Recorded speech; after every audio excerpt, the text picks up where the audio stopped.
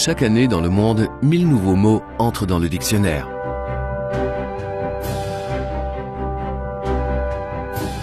Très peu de ceux-ci sont des marques, les marques ultra notoires. Des marques qui ont tellement influencé les us et coutumes de la société qu'elles sont devenues des mots d'un usage commun et qui cachent dans leur histoire une partie de l'histoire de nous tous.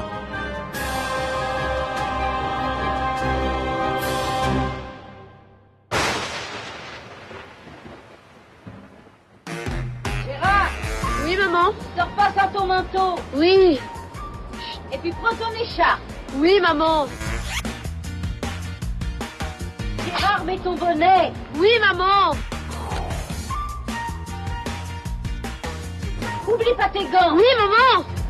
C'était pas un blouson, c'était pas une marinière, c'était pas une chemise, c'était quelque chose de nouveau. Les gens ne savaient pas comment l'appeler. Il n'y avait aucun produit pour se protéger de la pluie, au-delà de l'imperméable ou du parapluie. Quelqu'un a donc inventé un jour le Kawaii. Et un jour, j'étais à Paris, j'avais un rendez-vous à Paris. J'étais à l'avance de ce rendez-vous, j'étais installé à la terrasse du Café de la Paix. Il faisait un temps moyen, c'était bien, on était en terrasse, et j'ai vu passer une jeune femme avec 2 enfants. Ces 2 enfants, ils avaient des vêtements rouges en nylon, mais quelque chose d'original. C'est pas quelque chose que j'avais eu l'habitude de voir. Et j'ai pris mon carnet, je notais dessus petits vêtements en nylon rouge, c'est tout. Et puis un jour, ça m'est revenu. J'ai cherché sur mon carnet et j'ai dit tiens, il faudrait que je trouve quelque chose. Jeune, léger, coloré. Cette image-là persécutait le jeune Duhamel, qui comprenait que les temps étaient en train de changer. Parapluie encombrant, manteau chaud, chapeau et vêtements aux couleurs foncées et sévères ne représentent plus les jeunes générations. Jusqu'aux années 50-60, il n'y a qu'un seul paradigme en termes de vêtements, à savoir un habillement élégant. À partir des années 60, à la mode adulte, à la mode des hommes en veste et cravate, à la mode des femmes avec la jupe, s'oppose un autre modèle d'habillement. Un modèle, un style, une série de choses propres aux jeunes.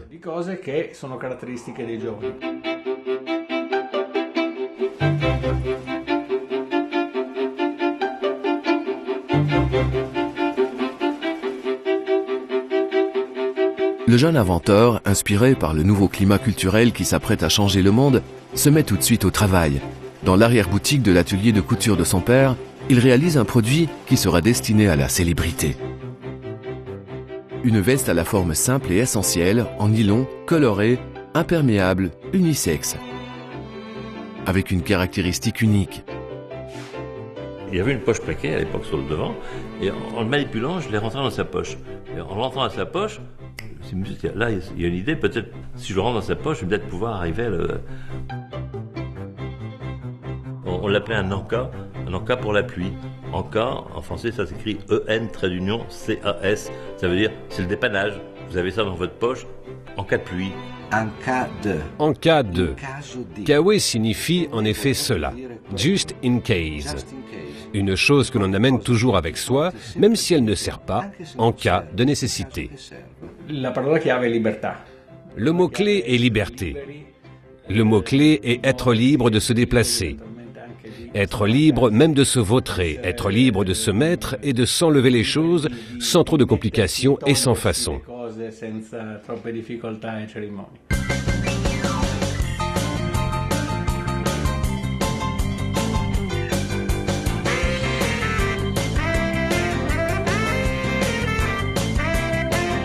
Cette simple idée-là rompt avec le passé et exprime un nouveau monde, comme les blue jeans, les sneakers, les chewing-gums.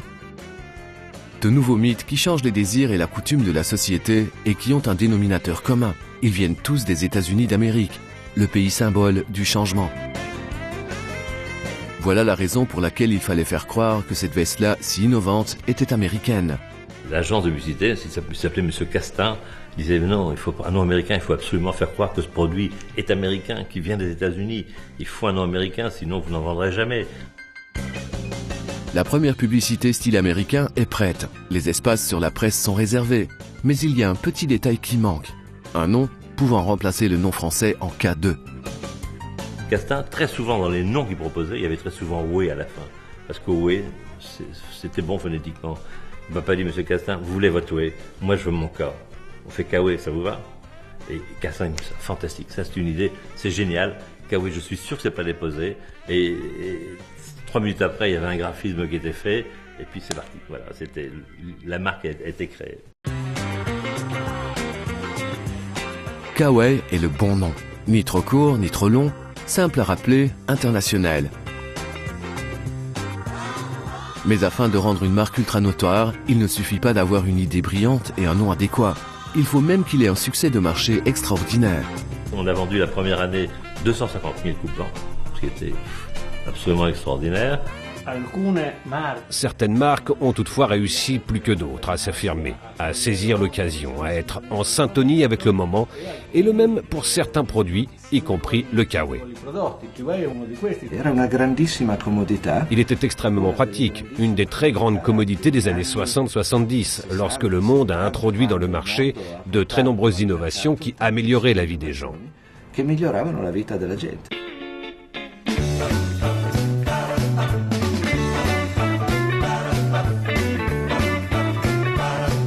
Mais celle du Kawé n'est pas seulement une histoire de grand succès commercial. C'est l'histoire d'un produit qui est devenu le symbole d'une nouvelle façon de vivre. Le Kawé était une façon pour se reconnaître, pour se faire voir, pour montrer une identité personnelle forte. Et donc, de ce point de vue, c'était un symbole, pas seulement individuel, mais également collectif qui, d'une certaine manière, reste avec nous, même aujourd'hui. Nous vivons tous dans un contexte de vêtements plus légers, plus métables et plus recyclables. D'un certain point de vue, plus sportif, plus unisexe, plus gai et coloré qu'avant la grande révolution des jeunes.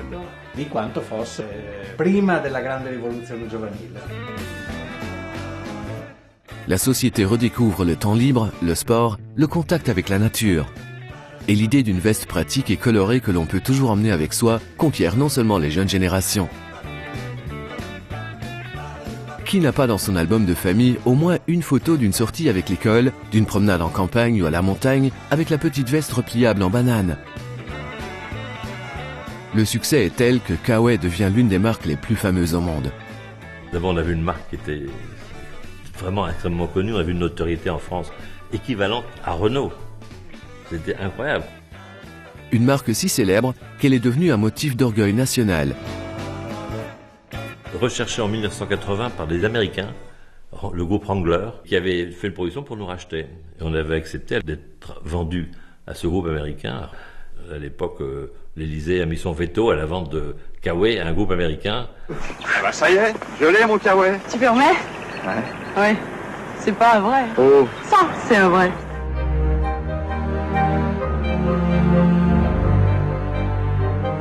Imité, disputé et connu partout dans le monde, désormais, Kawé est prêt à sauter le pas. Impatient, Kénotron, Koumis, Kronprinz, Kurde, Kawé, voilà. Kawé, non masculin, non déposé, coupe-vent qui, replié dans une des poches prévues à cet effet, peut être porté en ceinture. Kawé entre dans les dictionnaires d'un peu partout et devient une marque ultra notoire. Une marque qui indique avec son nom toute une catégorie de produits. Une marque devient ultra notoire lorsque l'invention lancée sur le marché s'affirme et est identifiée en tant que produit nouveau. Un produit n'existant pas avant et s'associant à la marque qui non seulement l'a inventé en premier, mais qui l'a aussi produit en premier.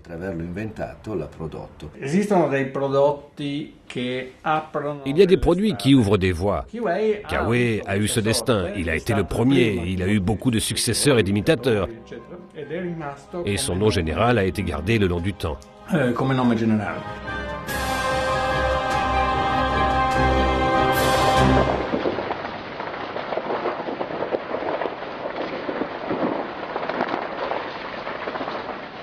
En début 92, Je regarde la télévision sur la 3, je l'allume le soir, et puis je vois un magnifique incendie sur l'écran. Un champ de ruines de 2 hectares, c'est ce que les badauds ont pu découvrir ce matin à l'emplacement du siège social de Kaoué. Je saute dans ma voiture, je file à Arles, c'était un peu moins de 50 km, en disant c'est pas possible, il faut que je vois ça. C'était quand même mon enfance, ça me faisait mal. Et je suis arrivé là, c'était un brasier immense.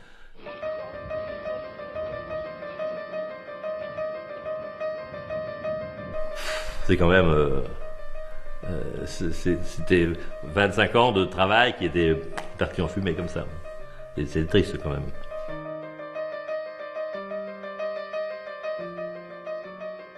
Dans cet incendie-là, les produits, les archives, l'histoire de la marque, tout a brûlé. De cela, Kaoué commence une période de longue descente. La marque passe d'une société à l'autre jusqu'à une situation paradoxale. Après avoir atteint l'immortalité en entrant dans les dictionnaires presque du monde entier, elle disparaît du marché.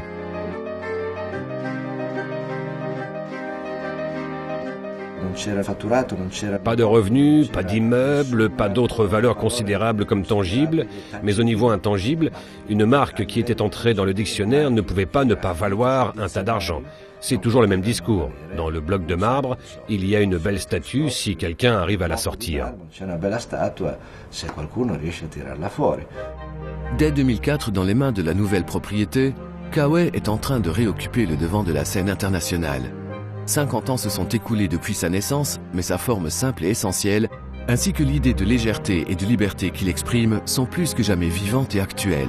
Kaoué a 50 ans de vie, mais il semble être dessiné hier ou demain. Kaoué veut être une marque contemporaine. De plus, elle doit être fonctionnelle. Kaoué doit toujours avoir et répondre à une vocation.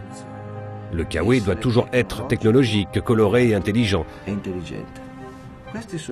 Voilà les points forts, l'ADN de Kaoué.